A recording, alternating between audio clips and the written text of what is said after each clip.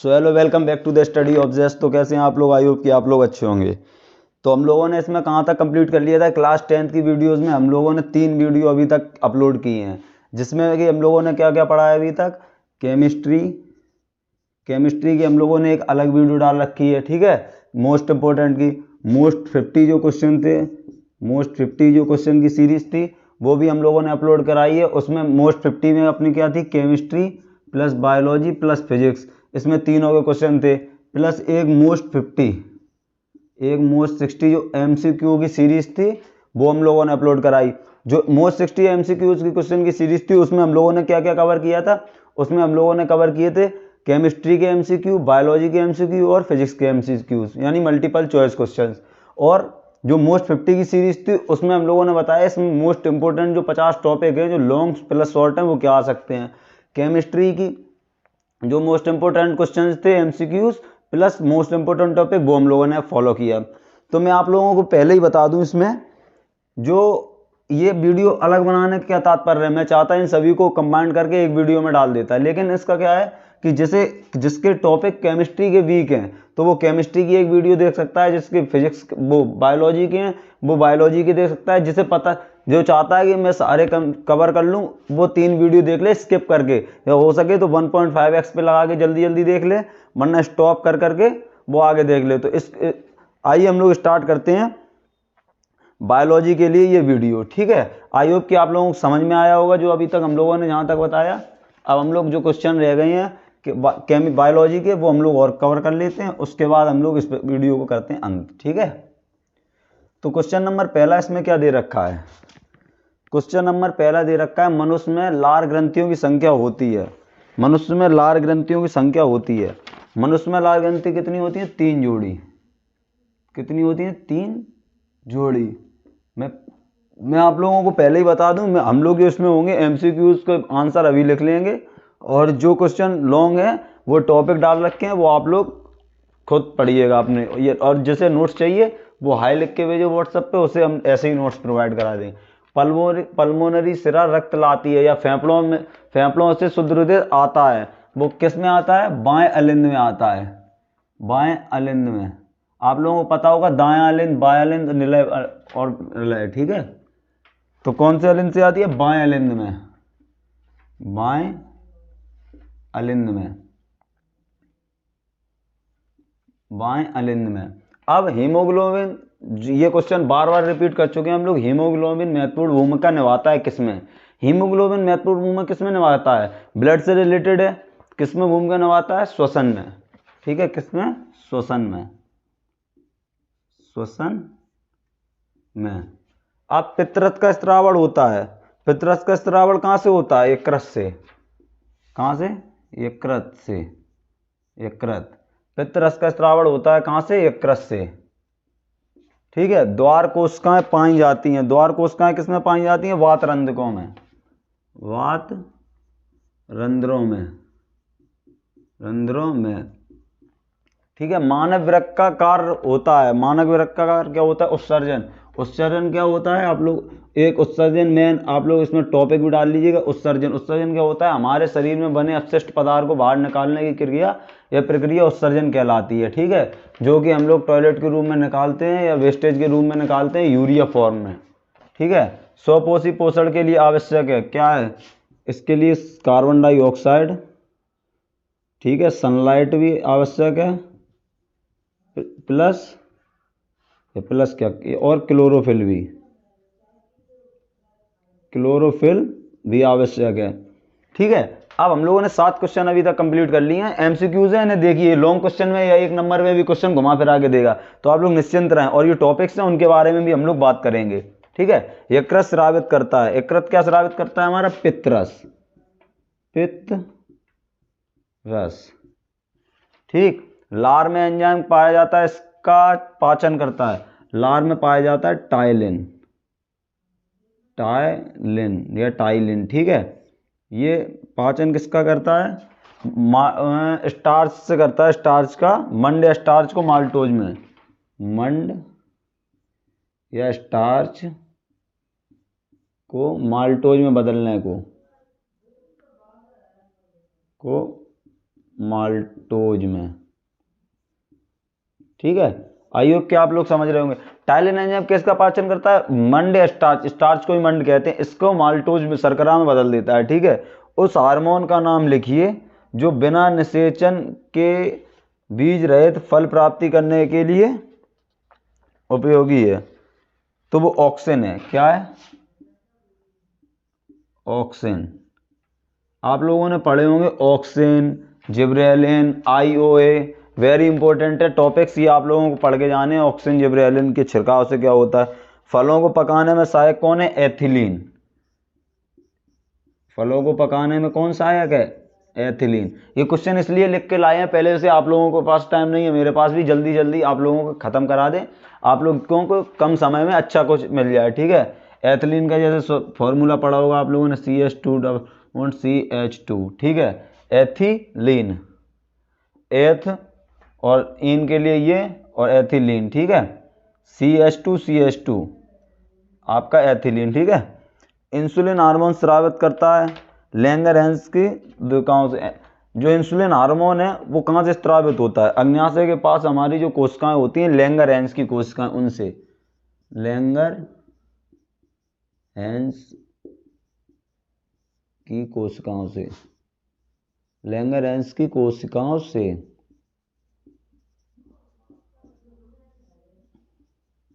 ठीक है, अब निषेचन के बाद पुष्प का कौन सा भाग फल में बदलता है? सभी पता होगा, अंडाशय। ठीक है, निषेचन के बाद कौन सा भाग फल में बदल जाता है? अंडाशय। आप लोगों को पता होगा, एक चित्र बनाया जाता है पुष्प का ऐसे करके चित्र, वहाँ अंडाशय होता है मध्य में, उसी को वही भाग अपना किस में बदल जाता है? फल में।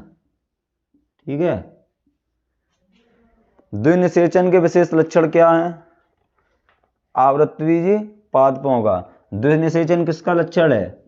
आवृतबीजी पादपों का, जो वेरी इंपॉर्टेंट है, आप लोगों के बोर्ड में आएगा। सुन लो, अभी बोल रहा हूँ, आवृतबीजी पादपों से रिलेटेड क्वेश्चन आपके बोर्ड में आएंगे। ठीक है, आवृतबीजी पूछ सकता है, वैसे 12th का इंपॉर्टेंट टॉपिक है, लेकिन आप लोगों को पूछ सकता है। पादपों, पादपों में। ठीक है, एक मिनट चेक कर लें, वीडियो ना कट गई हो।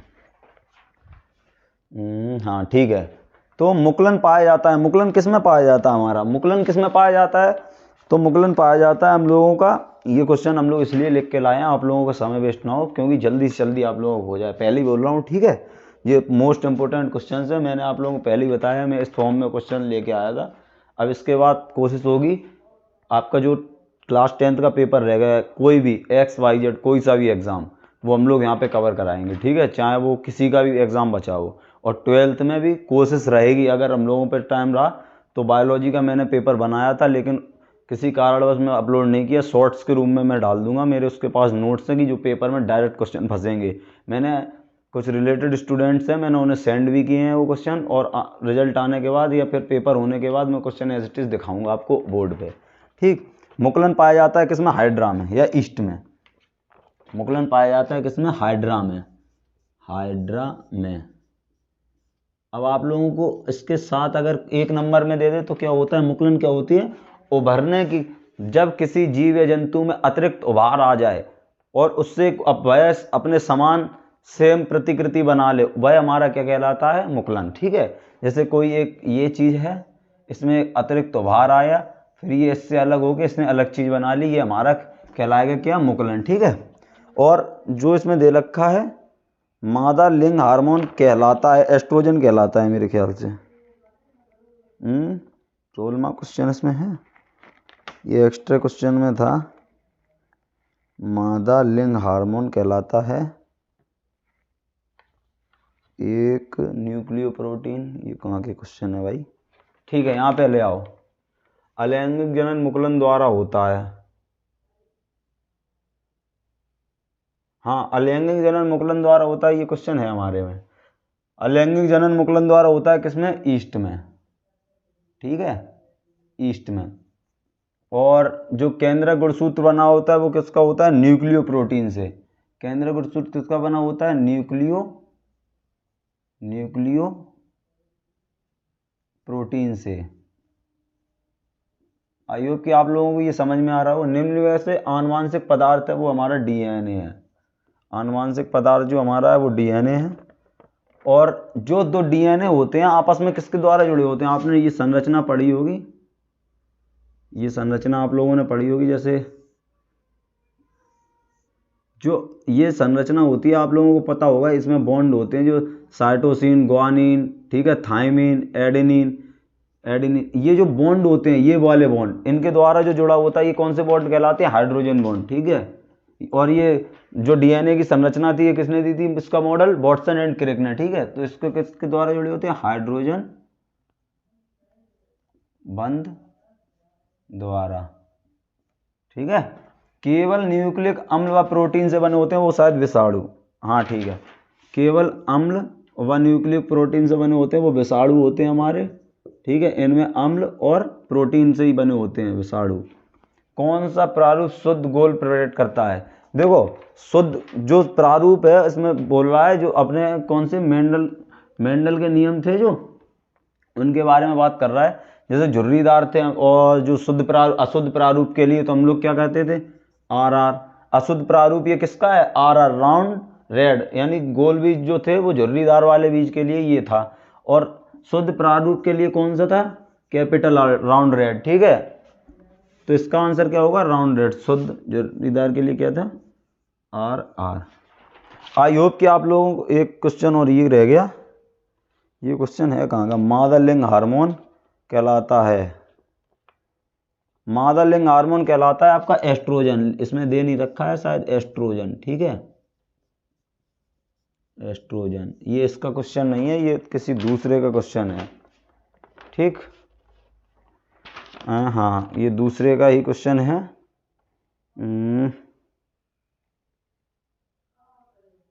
ठीक है, ये दूसरे का क्वेश्चन है। अब आई होप कि आप लोगों ने 10 मिनट में, हम लोगों के शायद, हाँ 10 मिनट ही हुए हैं, 10 मिनट में हम लोगों ने कितने क्वेश्चन सॉल्व कर लिए? 21, ठीक है, और एक 22, टोटल हम लोगों ने 22 क्वेश्चन सॉल्व कर लिए। 16 और ये वाले 3 और 3 6, 16 से 22, ठीक है। 22 क्वेश्चन हम लोगों ने कंप्लीट कर लिए 10 मिनट में। वेरी इंपॉर्टेंट है, आप लोग एक निगाह इसमें फैलाइए क्योंकि इसमें से हम कुछ पार्ट मिटा लेंगे। अब मोस्ट इंपॉर्टेंट टॉपिक है, उन्हें समझिए। फर्स्ट टॉपिक है आपको स्वपोषी पोषण क्या है, संक्षिप्त उदाहरण में बताइए। स्वपोषी के बारे में पढ़ के जाना है। स्वपोषी क्या होते हैं? जो सूर्य की प्रकाश की उपस्थिति में अपना भोजन स्वयं बनाते हैं, वह स्वपोषी कहलाते हैं। जैसे कि कुछ क्या होते हैं, जैसे कि हमारा पेड़ या पौधे, ठीक है। अब इसके साथ आप लोगों को बताना है स्वपोषी क्या है, ठीक है। स्वपोषी में उदाहरण दे के लिखना है पौधे, और इसकी रिएक्शन लिखनी है कि ग्लूकोज से कार्बन डाइऑक्साइड और हाइड्रोजन फॉर्म और ऑक्सीजन फॉर्म में कैसे ये टूट रहा है, ठीक है। और मैग्नीशियम की उपस्थिति होती है, और किस किस की उपस्थिति होती है, कौन कौन से इस पे रिएक्टेंट पे अपनी यूज होती है।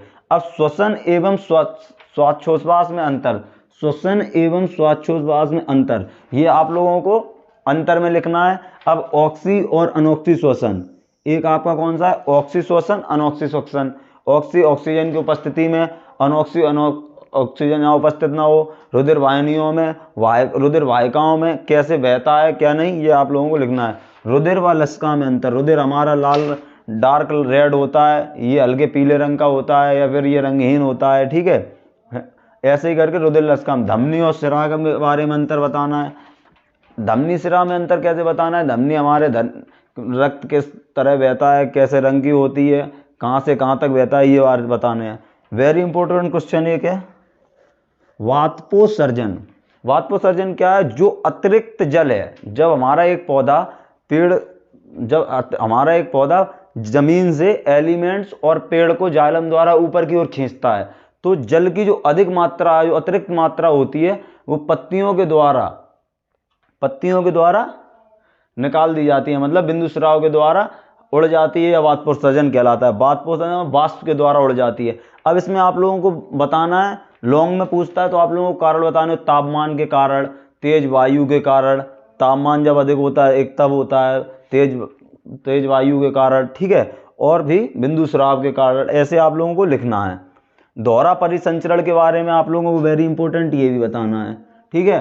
पौधों में जल परिवहन वेरी इंपॉर्टेंट अभी बताया, ये वाष्पोत्सर्जन का ही एक भाग है, आप लोग जोड़ सकते हैं इससे। पौधों में जो जल परिवहन होता है वो किसके द्वारा होता है? जाइलम के द्वारा। और जो भोजन का परिवहन होता है वो फ्लोएम के द्वारा, ठीक है। जो पौधों में जल परिवहन होता है उसमें उस क्रिया को हम रसारोहण क्रिया भी कह सकते हैं, ठीक। मनुष्य में पाचन तंत्र तथा आहार नाल, अब मनुष्य में पाचन तंत्र का कार्य बताइए। भोजन को पचाता है और आहारनाल, इसके चित्र विधि सब आप लोगों को बनानी होगी लॉन्ग क्वेश्चन में। मानव हृदय की संरचना डाल दिया है, पूछ सकता है, वो भी आंतरिक संरचना, ठीक है। अंदर की संरचना लिख के इसके नाम लिखने होंगे, ठीक है, पढ़ के जाना। उत्सर्जी अंग very important, very very important है, आप लोग चेक कर लीजिए इसे। उत्सर्जी अंग वृक्क में वृक्काणु की संरचना, जो हम लोगों के वृक्क हैं, इनमें जो वृक्काणु अंदर पाया जाता है उसकी संरचना का वर्णन करके जाना है, वेरी इंपॉर्टेंट। और इसकी विधि और कार्य के बारे में पढ़ना है। वातपोष, देखो ये वाला टॉपिक फिर नीचे भी आ गया। वातपोष सर्जन में बिंदु स्राव व रंध्रों की उपयोगिता। रंध्र खुलने या बंद होने का कारण सूर्य की प्रकाश पर डायरेक्ट निर्भर करता है, ये आपको पता होना चाहिए। वाष्पोत्सर्जन सर्जन, वाष्प जो अतिरिक्त जल होता है वाष्प के द्वारा उड़ जाए वो हमारा वाष्पोत्सर्जन कहलाता है। बिंदु स्राव क्या होता है, जो अधिक अतिरिक्त जल होता है वो पत्तियों के द्वारा बूंद के रूप में निकल जाए, वह हमारा बिंदु स्राव कहलाता है, ठीक है। आप लोगों को पढ़ के जाना है, वेरी वेरी इंपॉर्टेंट, ठीक है। अब ये वाष्पोत्सर्जन व बिंदु स्राव वाला आप लोगों को पढ़ने जाना। अब प्रकाश संश्लेषण के बारे में आपको पता होना चाहिए, वेरी इंपॉर्टेंट। प्रकाश संश्लेषण स्वपोषी पोषण से ही रिलेटेड है। प्रकाश संश्लेषण में क्या होता है आप लोगों को बताना होगा, जो सूर्य की उपस्थिति होती है इसमें, ठीक है। पौधों के बारे में आप लोगों को बताना होगा। मूल लोमों द्वारा जल का अवशोषण, अभी मैंने बताया मूल लोमों द्वारा जल का अवशोषण। जो मूल लोम होते हैं वो क्या होते हैं, जैसे एक ये पौधा है, इसके मूल लोम होते हैं, ठीक है। ये जमीन है, मूल लोम, ये मूल लोम है, ठीक है। मूल लोम ये हैं, जैसे इनके द्वारा मैग्नीशियम, हाइड्रोजन, कार्बन, ये सारे अणु प्लस H2O जो जल है, ये सारे मूल और लोमों द्वारा जल का अवशोषण ऊपर किसके द्वारा होता है, जाइलम के द्वारा। आई होप कि आप लोगों को पता होगा। मूल लोम द्वारा हाइड्रोजन जाइलम के द्वारा ऊपर जाता है, फिर पत्ती में होता है, फिर अतिरिक्त जल आ जाता है, वो वाष्पोत्सर्जन के द्वारा उड़ जाता है। इसमें बिंदु स्राव होता है। रंध्रों का पूरी प्रक्रिया से ये 4-5 क्वेश्चन रिलेट करते हैं। एक क्वेश्चन आप लोग पढ़ लेते तो होगा। यदि आपको ये टॉपिक समझ नहीं आ रहा है, एक टॉपिक से 4 से 5 क्वेश्चन कैसे बनाए इस वाली क्रिया से, तो आप लोग मुझे कमेंट में मैसेज कीजिए, मैं आप लोगों को डायरेक्ट कुछ बता दूंगा। एक एक क्वेश्चन से 5 से 7 क्वेश्चन रिलेट करना है, ठीक है।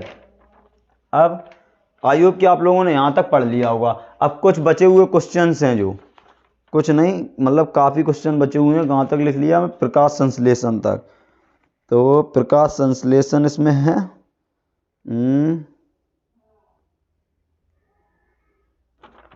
हम लोगों ने कहाँ तक कर लिए, प्रकाश संश्लेषण, ठीक है।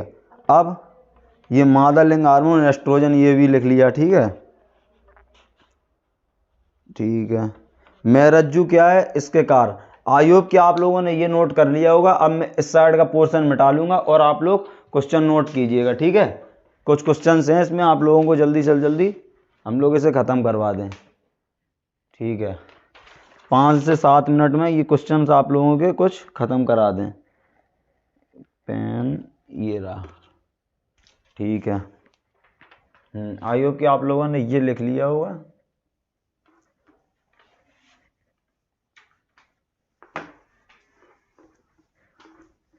जो आपके बचे हुए कुछ क्वेश्चंस हैं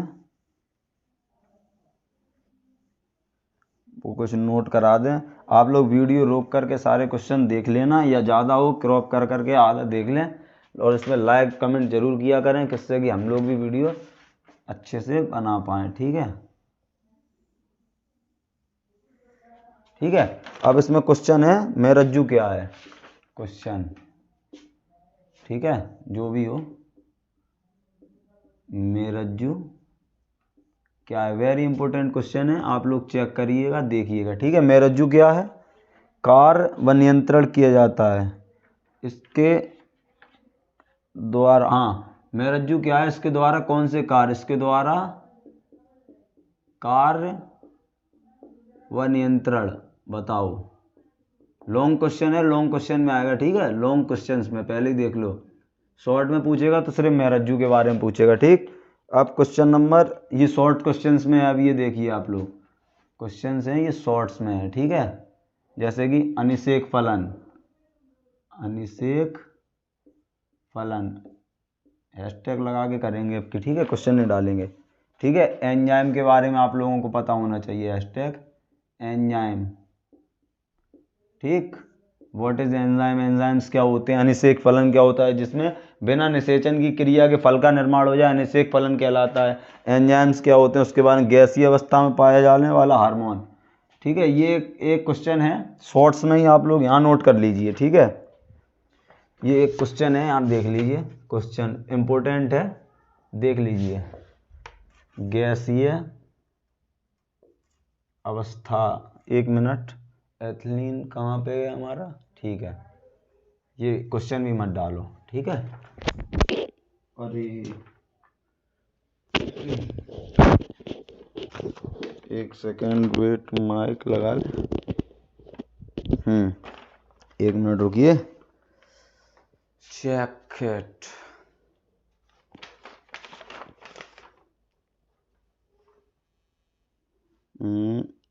ठीक है, तो एक क्वेश्चन है, वो हमारा किस क्वेश्चन से रिलेटेड है? जो फलों के पकाने में आवश्यक है, इसे हम लोग, इस हार्मोन को हम लोग क्या, कौन सा हार्मोन और बोलते हैं? गैसीय अवस्था में पाए जाने। ये कैसी अवस्था में पाया जाता है? गैसीय अवस्था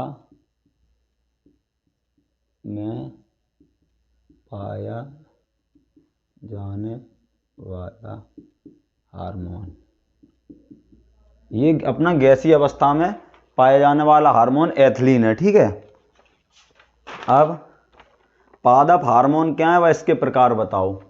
हैशटैग पादप हार्मोन क्या हैं, वह इसके कार्य बताओ। जिब्रेलिन, ऑक्सिन, इनके कार्य क्या होते हैं, कैसे छिड़कने से क्या होता है, ये टाइप क्वेश्चन है, आप लोग बताना। ठीक है, मस्तिष्क संरचना व संक्षेप में, मस्तिष्क, 1 मिनट, मस्तिष्क संरचना व इसका वर्णन, मस्तिष्क संरचना शॉर्ट में लिखवा रहा हूँ। ठीक है, व इसका वर्णन, और आप लोगों का एक है वायकावीन ग्रंथियों से आप क्या समझते हैं, वह थायराइड ग्रंथि की संरचना। ठीक है, वायकावीन की आप पढ़ो चाहे ना पढ़ो, लेकिन थायराइड ग्रंथि की संरचना जरूर पढ़ना। लेकिन ये क्वेश्चन है पूरा, वायकावीन ग्रंथि क्या है, वायकावीन ग्रंथि क्या है, या वायकावीन ग्रंथियां क्या हैं। ठीक है, ग्रंथियां क्या हैं, और एक इसमें आप लोग देखिए थायराइड ग्रंथि की संरचना। ठीक है, थायराइड ग्रंथि की संरचना। ठीक, मस्तिष्क की प्रतिवर्ती क्रिया से आप क्या समझते हैं? प्रतिवर्ती क्रिया किससे होती है? मस्तिष्क से होती है, आप लोग पढ़िएगा। प्रतिवर्ती क्रिया से आप क्या समझते हैं? क्रिया से आप क्या समझते हैं? ठीक है, इंपॉर्टेंट है, आप लोग इसे ध्यान दीजिएगा इनमें। मस्तिष्क हो गया। विखंडन विधि, हैशटैग कौन सा? विखंडन विधि के बारे में आप लोग पढ़िएगा। विखंडन विधि आप लोगों ने बायोलॉजी में पढ़ी है, क्या होती है? जैसे कि कोई हमारा एक जीवाणु टाइप का होता है, उसकी थैली फट जाती है और वह कई भागों में बट जाती है, हमारी विखंडन विधि कहलाती है। ठीक है, आप लोगों ने पढ़ा होगा, आइयो इसके एग्जाम्पल भी आपको पता होंगे। एक लिंगी, उभयलिंगी। ठीक है, एक लिंगी के बारे में, एक लिंगी क्या है, जिसमें एक लिंगी और उभयलिंगी। एक लिंगी क्या है? जिसमें लिंग से लिंग गुण एक ही ऊपर उपस्थित हो, वो एक लिंगी कहलाते हैं, जिसमें नर व मादा के दोनों गुण। उभयलिंगी, इसमें दोनों के गुण अलग अलग होते हैं। ठीक है, या मिले हुए होते हैं, इसमें एक अलग गुण होता है, इसमें दोनों मिले हुए होते हैं। और पुनरुद्भवन यानी रीजेनरेशन, पुनरुद्भवन रीजेनरेशन बोलते हैं। जैसे छिपकली में होता है, पूंछ कट जाती है उसकी, उसके बाद फिर से बनने लगती है, जिसमें रीजेनरेशन की क्षमता वो हाइड्रा में हुई, जैसे कि रीजेनरेशन की क्षमता। ठीक है, परागकण की परिभाषा, परागण क्या होता है? व्हाट इज परागण? इंपॉर्टेंट, परागण परागण की परिभाषा व इसके प्रकार की परिभाषा व प्रकार। परागण की विधि क्या है? परागण आप लोगों ने पढ़ा होगा, पराग कणों से पराग कोश से निकलकर कि कोई कण, जब पराग कोश से निकलकर वर्तिका पर पहुंचने की क्रिया परागण कहलाती है। दो प्रकार का होता है, स्वपरागण, परपरागण। स्वपरागण क्या होता है? जब उसी पेड़ के पुष्प के बीज उसी पेड़ के पुष्प पर गिर जाए तो वह हमें स्वपरागण होता है। परपरागण क्या होता है? जब किसी पेड़ के या पौधे के बीज वायु द्वारा, जल द्वारा या फिर कई विधियों द्वारा या अनेक विधियों द्वारा किसी दूसरे माध्यम से एक दूसरे पौधे पर पहुंचे तो हमारा वह कहलाता है परपरागण। ठीक है। स्वपरागण में स्वयं के बीज उसी पौधे पर गिरेंगे, परपरागण में किसी माध्यम से, जैसे वायु द्वारा, जल द्वारा, कीट द्वारा, ये माध्यम होते हैं परपरागण के। ठीक है। अब अलैंगिक जनन, लैंगिक जनन में अंतर। ठीक है। लैंगिक जनन व अलैंगिक जनन में अंतर। लैंगिक जनन में अंतर वेरी इंपॉर्टेंट क्वेश्चन है, आप लोग इन्हें एक बार जरूर पढ़ के जाएं। ठीक है। स्वपरागण परपरागण में अंतर ऊपर लिखा है, लेकिन इसमें ही दे दो, स्वपरागण परपरागण में अंतर। ठीक है। स्वपरागण परपरागण में अंतर। और भारत में जनसंख्या वृद्धि, भारत में अलग अलग तरह से पूछेगा। भारत में जनसंख्या वृद्धि, ठीक है, इसके ऊपर आप लोगों को लिखना होगा भारत में जनसंख्या वृद्धि हुई, या बोलेगा परिवार नियोजन के बारे में। परिवार नियोजन, जी सारी एक ही चीजें हैं। ठीक है। परिवार नियोजन या नियंत्रण के, और इसके नियंत्रण के उपाय। परिवार नियोजन व इसके नियंत्रण के उपाय। नियंत्रण के उपाय। ठीक है। अब परिवार नियोजन क्या है भाई? बढ़ती जनसंख्या को रोकने के लिए और अच्छी बच्चों को शिक्षा मिल सके, उसके लिए कम परिवार में 2 संतानें हों, इसके ऊपर लिखना है। इसके उपाय कैसे क्या हैं, जागरूक करना चाहिए, किस तरह से जागरूकता फैलानी चाहिए, ये सब चीज़ें आप लोगों को इस वाले क्वेश्चन में लिखना है। ठीक है। अब आवृतबीजी पौधों में लैंगिक जनन व पुष्प की अनुदैर्ध्य काट का चित्र। ठीक है। एक क्वेश्चन ये है, आवृतबीजी पौधों में, आवृतबीजी पौधों में लैंगिक जनन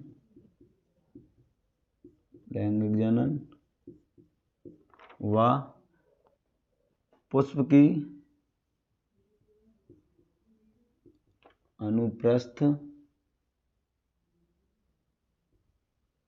अनुप्रस्थ काट का चित्र।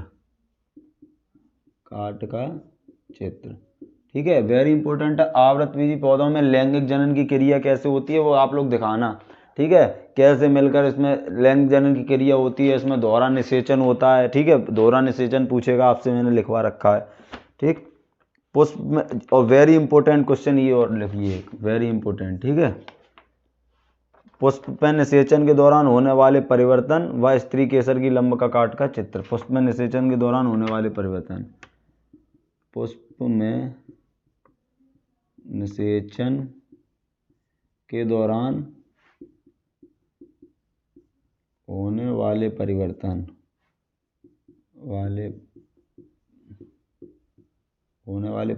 व स्त्री केसर की लंब काट का चित्र। लंब काट का चित्र। ठीक है। वेरी इंपॉर्टेंट क्वेश्चन है, लेकिन अब थोड़े और रह गए इसमें। और कायक जनन पर टिप्पणी। कायक जनन क्या होता है? ठीक है। सब्जियों में आपने देखा होगा, या और चीज़ें, कायक जनन पढ़ा होगा, मुकुलन और ये सारी चीज़ें। कायक जनन पर टिप्पणी आपको शॉर्ट नोट्स चाहिए इसके, आप लोग मैसेज करिएगा। ठीक है। वरना डायरेक्ट पढ़ लीजिए। स्त्री के जनन अंगों का सचित्र वर्णन। Very very important. स्त्री के जनन अंगों का सचित्र वर्णन, सचित्र वर्णन, ठीक है, सचित्र वर्णन।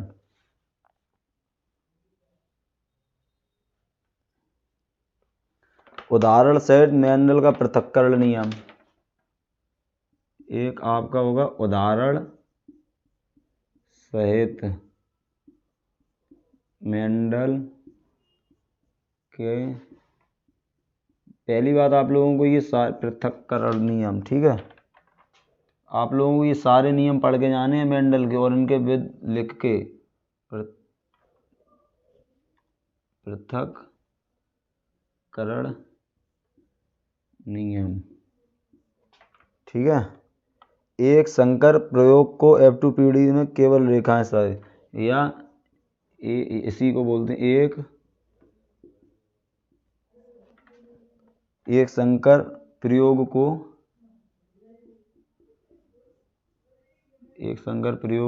एक minute check, let me check, ठीक है, वीडियो करना हो जाए इसलिए बार बार चेक करना पड़ता है, ठीक है। तो एक संकर प्रयोग को F2 पीढ़ी तक, F2 पीढ़ी तक केवल, आप लोग 2x पे लगा के इसे देखिएगा जल्दी जल्दी, केवल रेखा चित्र, केवल आप लोग खुद इसमें पढ़िए, केवल रेखा चित्र, ठीक है। लेकिन ये पृथक्करण का नियम हुआ और प्रभाविता का नियम हुआ और ये तीसरा डोमेन्स का नियम हुआ, ये सारे आपको देख के जाने हैं, ठीक है। अब कुछ रह गए हैं, वो हम लोग क्या करते हैं, आई होप कि आप लोगों ने ये नोट कर लिया होगा, हम लोग इसे मिटाने जा रहे हैं, ठीक है। ऊपर के मिटा देते हैं क्वेश्चन, कुछ रह गए हैं तो आप लोग यहाँ के मिटा देते हैं, ये 3-4 क्वेश्चन मिटा दे रहे, ठीक है।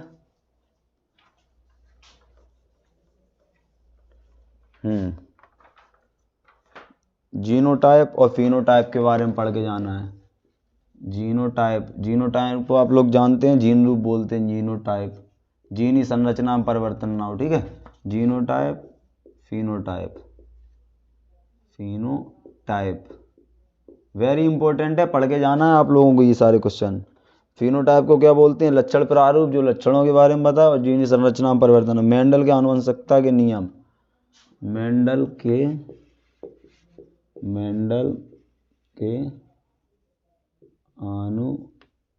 आनुवांशिकता के नियम, आनुवांशिकता के नियम विद उदाहरण, नियम उदाहरण सहित, 2-4 क्वेश्चन हो रहे हैं इसमें। समयुग्मजी, ठीक है, और एक है विषम युग्मजी, जिसमें युग्मज समान हो, और विषम युग्मज में जिसमें युग्म असमान हो मजी, ठीक है, समयुग्मजी, विषम युग्मजी। प्रभाविता का नियम, प्रभाविता का नियम,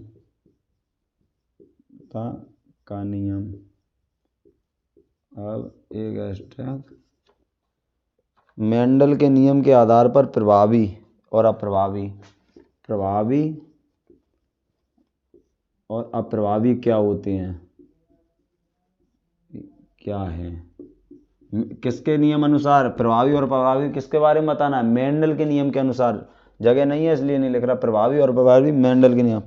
लिंग गुणसूत्र से आप क्या समझते हैं, very very important question, red pen से लिख रहे, पढ़ के जाइएगा, ठीक है। लिंग गुणसूत्र से आप क्या समझते हैं, ठीक है। और क्वेश्चन है ये, ठीक है, आपका वेरी इंपॉर्टेंट। और एक लाइन ये मिटाना,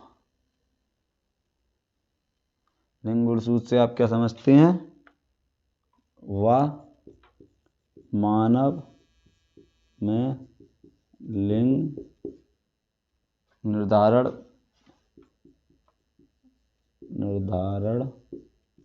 पर टिप्पणी लिखिए। देखिए, आई होप कि आप लोगों ने ये सारे क्वेश्चंस नोट कर लिए होंगे। ये आप लोगों के वो क्वेश्चंस हैं जो आप लोगों को डायरेक्ट बोर्ड में देखने को मिलेंगे। अभी तक हम लोगों ने साइंस की जितनी सीरीज कराई हैं, वेरी बेस्ट ऑफ लक। आप लोगों को क्वेश्चन सेम S2S केमिस्ट्री और बायोलॉजी का यहीं से फंसेगा। जो कुछ फिजिक्स के हैं उनमें से भी आपको देखने को मिल सकते हैं, लेकिन फिजिक्स में हमने इतना ध्यान नहीं दिया है। तो आप लोगों को केमिस्ट्री और बायोलॉजी के जो क्वेश्चन है वो यहीं से देखने को मिलेंगे। आप लोग एक बार पढ़ लीजिएगा। एक बार जल्दी जल्दी अंडरलाइनिंग और कर देते हैं इन वाले क्वेश्चनों पे जो लास्ट में हम लोगों ने कराए हैं, जो आप लोगों को समझ में नहीं आए होंगे। ठीक है, इससे पहले हम लोग एक बार चेक कर लेते हैं कि वीडियो कट ना हुई हो। ठीक है, तो हम लोगों की वीडियो कंटिन्यू चल रही है, तो लास्ट में जल्दी जल्दी समझा देते हैं इसे। ठीक है, आप लोगों को कैसे क्या क्या क्वेश्चन है, ये सारे क्वेश्चन तो हम लोगों ने देख ही लिए थे। ठीक है, मेरज्जु क्या है, इसके कार्य व नियंत्रण। मेरज्जु क्या है, इसके कार्य व नियंत्रण। ठीक है, अनिषेक फलन बिना निषेचन के या बिना बीज के जिसमें फल का निर्माण हो वो अनिषेक फलन। एंजाइम्स क्या होते हैं उनके बारे में पता होना चाहिए हम लोगों को। पादप हार्मोन जो जिबरेलिन, ऑक्सिन और ये सारे हार्मोन्स होते हैं, इनके बारे में आप लोगों को बताना है और इसके कार्य व इसके गुण भी लिखने हैं। ठीक है, और उसका उपयोग किसमें होता है। मस्तिष्क की जो संरचना होती है इसके बारे में बताना है। ठीक, वाहिकाविहीन ग्रंथियां क्या होती हैं, जिनमें वाहिकाएं नहीं पाई जाती हैं वह वाहिकाविहीन ग्रंथियां कहलाती हैं।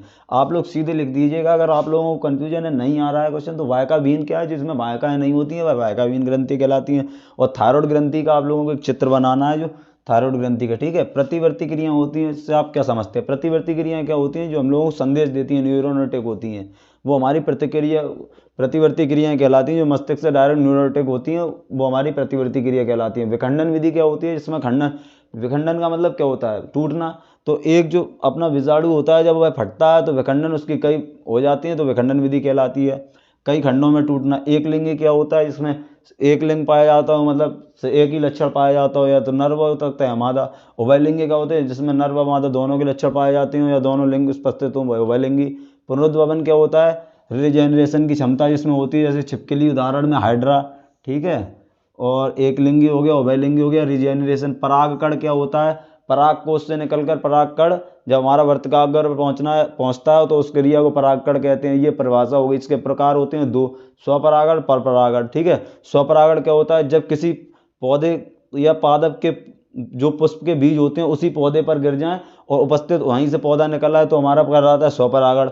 परपरागण क्या होता है, जब किसी प्रतिकूल या अनुकूल अवस्था में हमारे जो बीज होते हैं वो सीधे डायरेक्ट उसी पेड़ पर ना गिर करके किसी माध्यम के द्वारा, जैसे वो माध्यम क्या हो सकता है, जल, कीट या वायु के द्वारा उस दूसरे बीज पौधे पर पहुंचे तो हमारा वह परपरागण कहलाता है। ठीक है, लैंगिक जनन व अलैंगिक जनन। लैंगिक जनन क्या होता है, आप लोगों को पता होगा। लैंगिक जनन भी क्या होता है, जिसमें नर व मादा पाए जाते हैं, वो लैंगिक जनन। अलैंगिक जनन में प्रतिकूल अवस्था या अनुकूल अवस्थाओं में होते हैं। ठीक है, स्वपरागण परपरागण में मैंने आपको अंतर बता ही चुका हूँ। ठीक है, ये अब भारत में जनसंख्या, इसके बारे में आप कुछ भी लिख सकते हैं, जैसे कि भारत में जनसंख्या, बढ़ती जनसंख्या को देखकर बताया गया 2011 की जनगणना के अनुसार अपनी जो आबादी दिखाई गई है वो 121 करोड़ दिखाई गई है। तो इस बढ़ती जनसंख्या के ऊपर सरकार ने भी कुछ प्रतिबंध उठाए हुए हैं, तो इसमें आप लोगों को बना के कुछ भी लिख सकते हैं। इसमें टोटल दे रखा है, परिवार में कम सदस्य होंगे तो उन्हें अच्छी शिक्षा मिल पाएगी, अच्छी खुशहाल जीवन जी पाएंगे। ठीक है, और इसके नियंत्रण क्या है, वही है कि आप लोगों को इसमें सतर्कता और जागरूकता बरतनी होगी। आवृतबीजी पौधों में लैंगिक जनन व अलैंगिक जनन की अनुप्रस्थ काट का चित्र आप लोगों को बनाना है, इसके बारे में पता हो। पुष्प निषेचन के दौरान होने वाले परिवर्तन, जब निषेचन होता है तो उसमें क्या परिवर्तन होते हैं वो बताना है। ठीक है, कायिक जनन पर आपको टिप्पणी लिखनी है। स्त्री के जनन अंगों का सचित्र वर्णन करना है, वेरी इंपॉर्टेंट, और उसके टाइप भी लिखने हैं। उदाहरण सहित मेंडल के इसका पृथक्करण का नियम डायरेक्ट पूछ सकता है, या पूछेगा एक संकर प्रयोग को F2 पीढ़ी में दर्शाना, F1 पीढ़ी बोलता तो फिर अपनी कौन सी प्रभाविता की, यानी पहला नियम हो जाता तृतीय पीढ़ी के बारे में। ये आप लोग पढ़ ही चुके हैं। तो आई होप कि आप लोगों को वीडियो अच्छी लगी होगी। तो मिलते हैं नेक्स्ट वीडियो में। तो जय हिंद, जय भारत।